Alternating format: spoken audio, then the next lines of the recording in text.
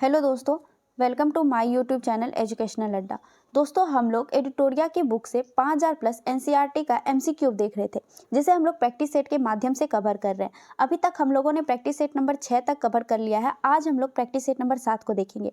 अगर आप हमारी पहले की वीडियोज़ को नहीं देखे हैं तो उसे देख लीजिएगा, क्योंकि कॉम्पिटिटिव एग्जाम की दृष्टि से ये काफ़ी महत्वपूर्ण प्रश्न होंगे। तो इसे आप देख लीजिएगा, और अगर चैनल पे नए हैं तो सब्सक्राइब कर बेल आइकन को प्रेस कीजिए, ताकि हमारे आने वाली सारी महत्वपूर्ण वीडियोज़ आप तक सबसे पहले पहुंच सके। अपने दोस्तों में शेयर कीजिए। चलिए स्टार्ट करते हैं आज के सेट को। आज के सेट का पहला प्रश्न है, निम्न में से कौन मोनोसैकेराइड कार्बोहाइड्रेट नहीं है? दोस्तों, ग्लूकोज, फ्रुक्टोज और ग्लैक्टोज आमतौर पर कार्बोहाइड्रेट है, जबकि सुक्रोज मोनोसैकेराइड कार्बोहाइड्रेट नहीं है। इसका सही आंसर ऑप्शन नंबर सी हो जाएगा, सुक्रोज। अगला प्रश्न है, किस शैली में प्रसिद्ध गया स्थित विष्णुपद मंदिर बना है? तो दोस्तों, गया में स्थित विष्णुपद मंदिर नागर शैली में बना हुआ है। विष्णुपद मंदिर फल्गु नदी के किनारे स्थित है। इसका सही आंसर ऑप्शन नंबर बी हो जाएगा, नागर शैली में बना है। अगला प्रश्न है, ऐहोल प्रशस्ति अभिलेख के रचयिता कौन थे? तो ऐहोल प्रशस्ति अभिलेख के रचयिता रवि कृति थे। इसका सही आंसर ऑप्शन नंबर डी हो जाएगा। कौन थे? रवि कृति थे ऐहोल प्रशस्ति अभिलेख के रचयिता। अगला प्रश्न है,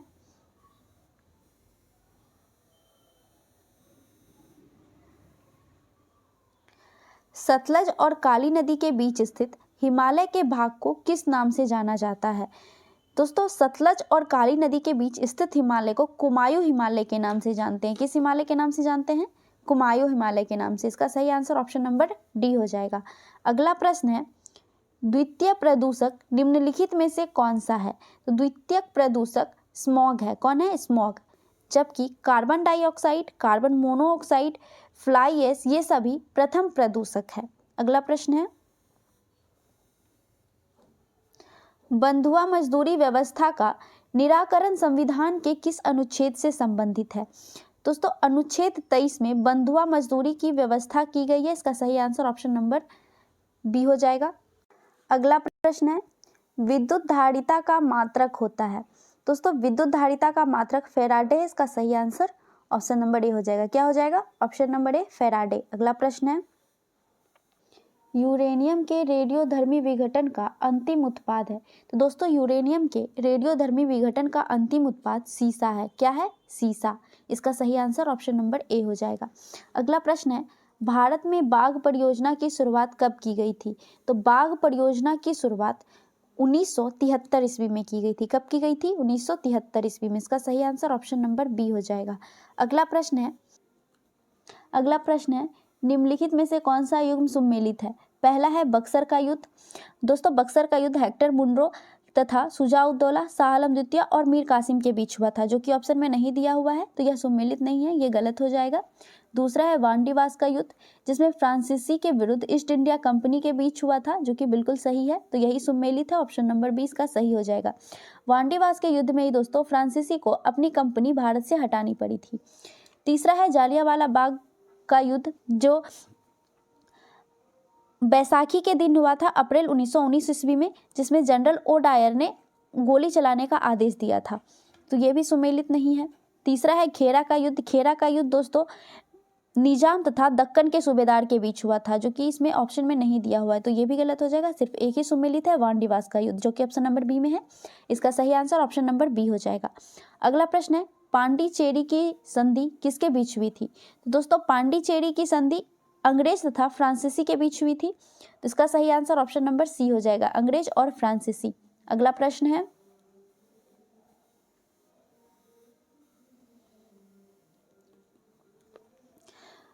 the economic history of India में धन के निष्कासन के सिद्धांत का व्याख्या किया गया है। इस पुस्तक के लेखक कौन है?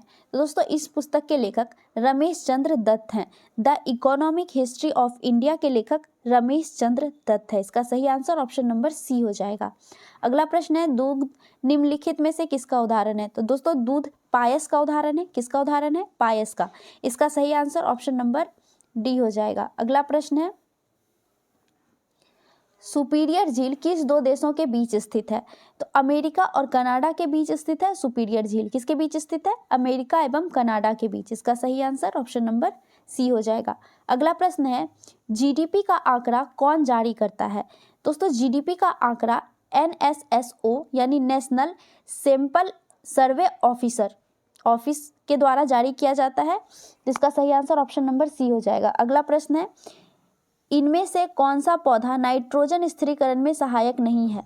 तो नाइट्रोजन स्थिरीकरण में धान का पौधा सहायक नहीं होता है, जबकि धान के खेत में जो पानी जमा होता है उसके ऊपर स्थित काई नाइट्रोजन को नाइट्रेट के रूप में स्थिरीकरण करता है, ना कि धान का पौधा। इसीलिए इसका सही आंसर ऑप्शन नंबर डी हो जाएगा, धान नाइट्रोजन स्थिरीकरण में सहायक नहीं होता है। अगला प्रश्न है टाइसेम योजना निम्न में से किससे संबंधित है? तो टाइसेम योजना ग्रामीण विकास से संबंधित है। किससे संबंधित है? ग्रामीण विकास से। इसका सही आंसर ऑप्शन नंबर सी हो जाएगा। अगला प्रश्न है निम्नलिखित में से कौन सा देश बाल्टिक देश नहीं है? दोस्तों बाल्टिक देश एस्तोनिया, लातविया, लिथुआनिया है, तो इसका सही आंसर ऑप्शन नंबर बी हो जाएगा। बेलारूस जो है यह बाल्टिक देश नहीं है। कौन सा नहीं है? बेलारूस बाल्टिक देश नहीं है। ऑप्शन नंबर बी इसका सही हो जाएगा। अगला प्रश्न है आधुनिक भारत का प्रथम राष्ट्रवादी कवि किसे कहा जाता है? तो आधुनिक भारत का प्रथम राष्ट्रवादी कवि हेनरी विवियन डेरोजियो को कहा जाता है। किसे कहा जाता है? हेनरी विवियन डेरोजियो को। इसका सही आंसर ऑप्शन नंबर सी हो जाएगा। अगला प्रश्न है कौन व्यक्ति तीनों गोलमेज सम्मेलन में उपस्थित नहीं थे? तो तीनों गोलमेज सम्मेलन में भीमराव अंबेडकर के साथ तेज बहादुर सप्रू और आगा खान स्थित थे, जबकि मोहम्मद अली जिन्ना द्वितीय गोलमेज सम्मेलन में स्थित हुए थे। तो इसका सही आंसर ऑप्शन नंबर सी हो जाएगा। मोहम्मद अली जिन्ना तीनों गोलमेज सम्मेलन में उपस्थित नहीं हुए थे। अगला प्रश्न है निम्न में से कौन सा विषय समवर्ती सूची के अंतर्गत नहीं आता है? तो समवर्ती सूची के अंतर्गत पंचायती राज्य नहीं आता है। पंचायती राज्य जो है यह राज्य सूची के अंतर्गत आता है, पूर्ण रूप से राज्य सूची के अंतर्गत। तो इसका सही आंसर ऑप्शन नंबर डी हो जाएगा, पंचायती राज्य। अगला प्रश्न है जल में वायु का बुलबुला किसकी भांति व्यवहार करता है? तो जल के अंदर वायु का बुलबुला अवतल लेंस के भांति व्यवहार करता है। इसका सही आंसर ऑप्शन नंबर डी हो जाएगा। अगला प्रश्न है निम्नलिखित में से कौन सा सुमेलित नहीं है? तो चलिए देख लेते हैं। संथाल विद्रोह, इसके नेता थे सिद्धू कान्हू चांद भैरव। ये चारों भाई संथाल विद्रोह के नेता थे, जो कि बिल्कुल सही है, सुमेलित है। दूसरा है रामोसी विद्रोह। रामोसी विद्रोह के नेता थे चित्तर सिंह, जो कि बिल्कुल सही है। कोल विद्रोह के नेता थे बुद्धो भगत और जोया भगत, जो कि बिल्कुल सही, सुमेलित है। तीसरा है पागलपंथी विद्रोह। पागलपंथी विद्रोह के नेता थे कड़मा शाह के पुत्र टीपू शाह। कौन थे? कड़मा शाह के पुत्र टीपू शाह पागलपंथी विद्रोह के नेता थे। ये सुमेलित नहीं है, और पूछ भी रहा है कि कौन सा सुमेलित नहीं है, तो इसका सही आंसर हो जाएगा ऑप्शन नंबर डी, पागलपंथी विद्रोह के नेता टीपू शाह थे। अगला प्रश्न है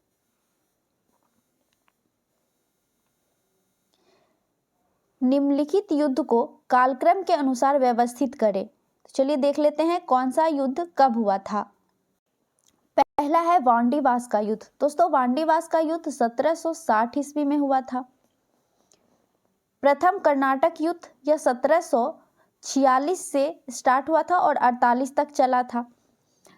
तीसरा है वेदरा का युद्ध, यह 1759 ईस्वी में हुआ था, जबकि प्रथम आंग्ल मैसूर युद्ध यह 1767 ईस्वी में हुआ था, 67 में हुआ था और 69 तक चला था।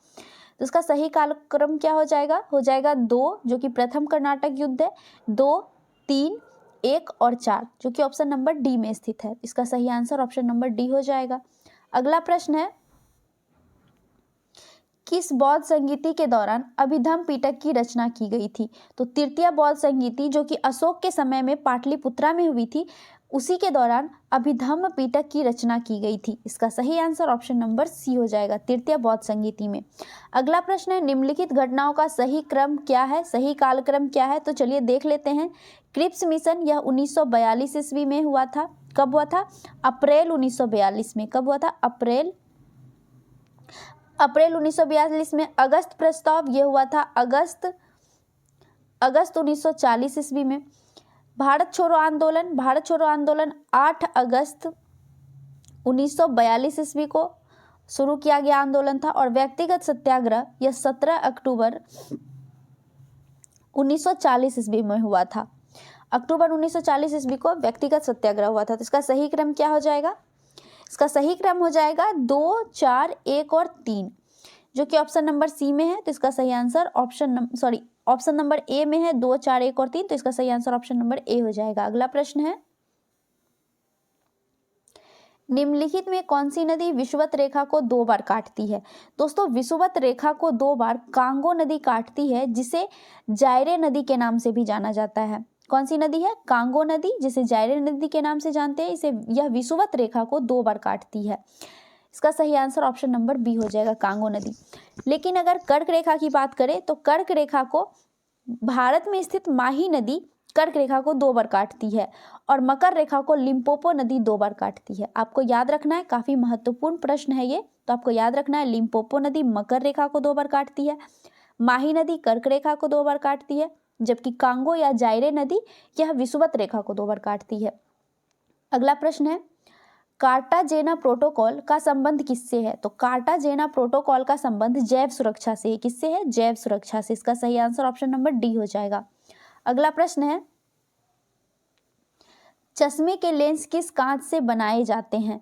दोस्तों, चश्मे के लेंस क्रुक्स कांच के बने होते हैं। किसका बना होता है? क्रुक्स कांच का। इसका सही आंसर ऑप्शन नंबर सी हो जाएगा। अगला प्रश्न है, निम्नलिखित नगरों में किस एक नगर का संबंध महावीर से नहीं है? वैशाली, पावापुरी, चंपा, ये तीनों नगर महावीर से संबंधित है, जबकि लुम्बिनी नदी यह गौतम बुद्ध से संबंधित है।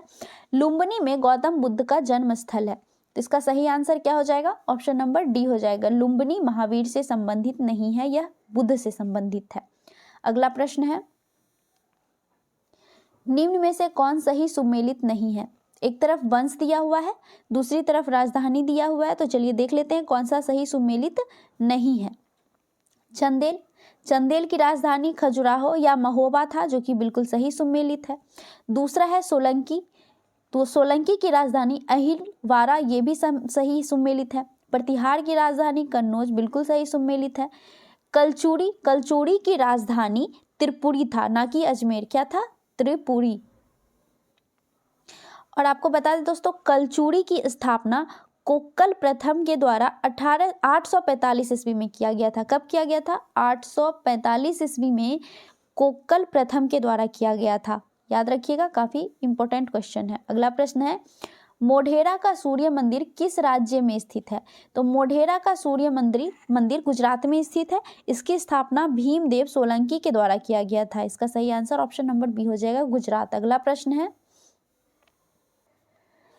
निम्न में से कौन सही सुमेलित नहीं है? चलिए देख लेते हैं कौन सा सुमेलित नहीं है। पहला है, अकबर द्वारा जजिया कर की समाप्ति, जो कि 1564 ईस्वी में किया गया था, बिल्कुल सही सुमेलित है।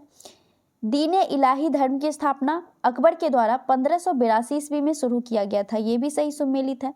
तीसरा है महजरनामा, ये 1579 ईस्वी में चालू किया गया था, जो कि सही सुमेलित नहीं है, 1579। इसका सही आंसर ऑप्शन नंबर सी हो जाएगा, जो सुमेलित नहीं है। जबकि तीर्थयात्री कर समाप्ति 1563 ईस्वी में की गई थी, ये भी सही सुमेलित है। तो इसका सही आंसर क्या हो जाएगा? ऑप्शन नंबर सी हो जाएगा, महजरनामा 1579। अगला प्रश्न है,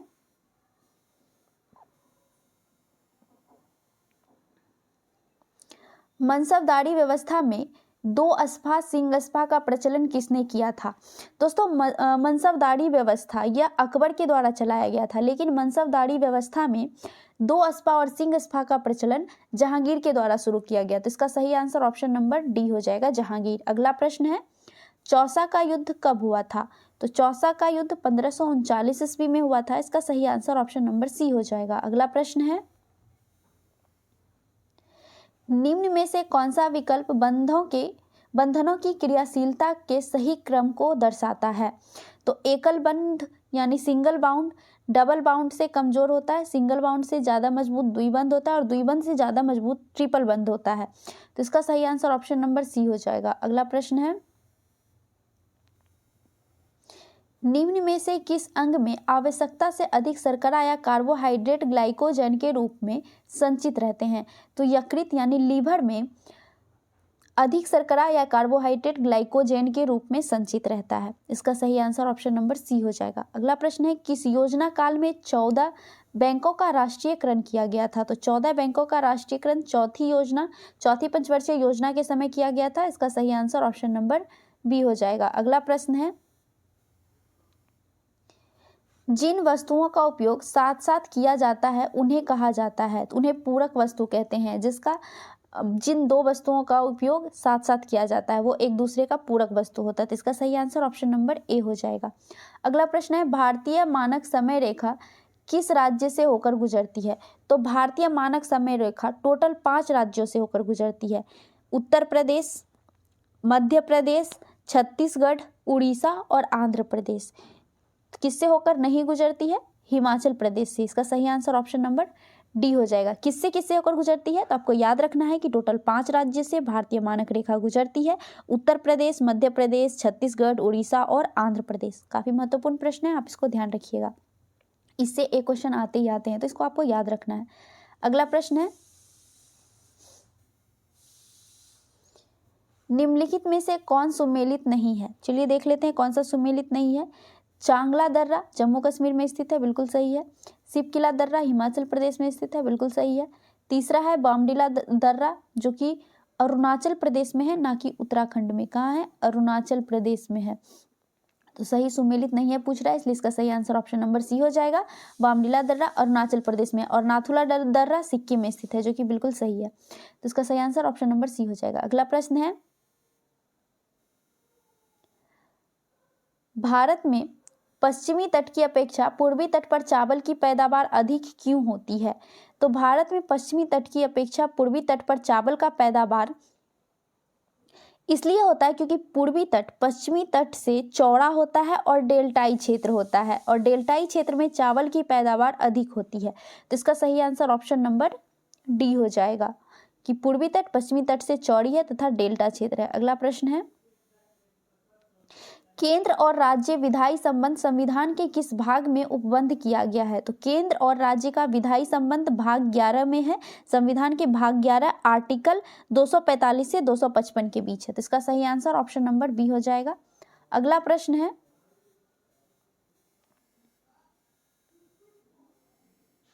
राष्ट्रपति पर महाभियोग की प्रक्रिया प्रारंभ करने के लिए कितने सदस्यों का हस्ताक्षर होना चाहिए? तो राष्ट्रपति पर महाभियोग लगाने के लिए जिस सदन में राष्ट्रपति पर महाभियोग लगाया जाता है उस सदन का 1/4 भाग के जो सांसद होते हैं उसका हस्ताक्षर होना जरूरी होता है। तो इसका सही आंसर ऑप्शन नंबर ए हो जाएगा। जो सदन आरोप लगाया उस सदन का 1/4 सदस्य का हस्ताक्षर होना आवश्यक है। अगला प्रश्न है, निम्न में किस परिस्थिति में किसी संसद सदस्य की सदस्यता समाप्त हो जाती है? तो चलिए देख लेते हैं। पहला है, यदि वह सदन की अनुमति के बिना 60 दिन की अवधि से अधिक समय के लिए सदन की सभी बैठकों में अनुपस्थित रहता है, तब उसकी सदस्यता समाप्त हो जाती है, जो कि बिल्कुल सही है। लेकिन अगर आवेदन देकर वह 60 दिन से अधिक अवधि के लिए बैठक में नहीं आ पाता है, अनुपस्थित रहता है, तो उसकी सदस्यता समाप्त नहीं होती है। या फिर अगर 60 दिन पूरा होने के एक दिन भी पहले 59वां दिन भी अगर वो सदन में उपस्थित हो जाता है तो उसकी सदस्यता समाप्त नहीं होती है। दूसरा है, यदि उसे सदन के द्वारा निष्कासित कर दिया जाता है, जो कि बिल्कुल सही है। तीसरा है, यदि न्यायालय उस चुनाव को अमान्य या शून्य करार दे दे तब भी संसद के सदस्य की सदस्यता समाप्त हो जाती है। तो इन सारी परिस्थितियों में संसद की सदस्यता समाप्त हो जाती है। तो इसका सही आंसर ऑप्शन नंबर डी हो जाएगा, उपयुक्त सभी। अगला प्रश्न है, भारत के राष्ट्रपति को हटाया जा सकता है। तो भारत के राष्ट्रपति को भारत के संसद के द्वारा महाभियोग लगाकर हटाया जाता है। तो इसका सही आंसर ऑप्शन नंबर सी हो जाएगा, भारत के संसद द्वारा। अगला प्रश्न है, किस अनुच्छेद के अंतर्गत राज्य निर्वाचन आयोग का प्रावधान किया गया है? तो अनुच्छेद 243 के में राज्य निर्वाचन आयोग का प्रावधान किया गया है। इसका सही आंसर ऑप्शन नंबर सी हो जाएगा। अगला प्रश्न है,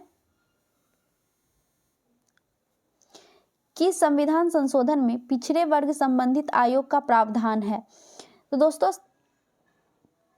102वें संविधान संशोधन के अंतर्गत पिछड़े वर्ग संबंधित आयोग का प्रावधान दिया गया है। इसका सही आंसर ऑप्शन नंबर बी हो जाएगा। आप हमें कमेंट करके बताइए पिछड़ा वर्ग संबंध से कौन सा आयोग संबंधित है। अगला प्रश्न है, history of the freedom movement in Bihar के लेखक कौन है? तो history of the freedom movement in Bihar के लेखक के दत्त हैं। कौन है? के दत्ता हैं। इसका सही आंसर ऑप्शन नंबर ए हो जाएगा। अगला प्रश्न है, मानव विकास सूची निर्माण में निम्नलिखित में से कौन जुड़ा हुआ है? तो मानव विकास सूची के निर्माण में अमर्त्य सेन जुड़े हुए थे। कौन जुड़े हुए थे? अमर्त्य सेन जुड़े हुए थे। इसका सही आंसर ऑप्शन नंबर डी हो जाएगा। तो दोस्तों हमारा आज का सेशन यहीं तक था। वीडियो कैसी लगी कमेंट में जरूर बताइए। अगर चैनल पे नए हैं तो सब्सक्राइब कीजिए, अपने दोस्तों से शेयर कीजिए। मिलते हैं नेक्स्ट टॉपिक के साथ नेक्स्ट सेशन में। जय हिंद।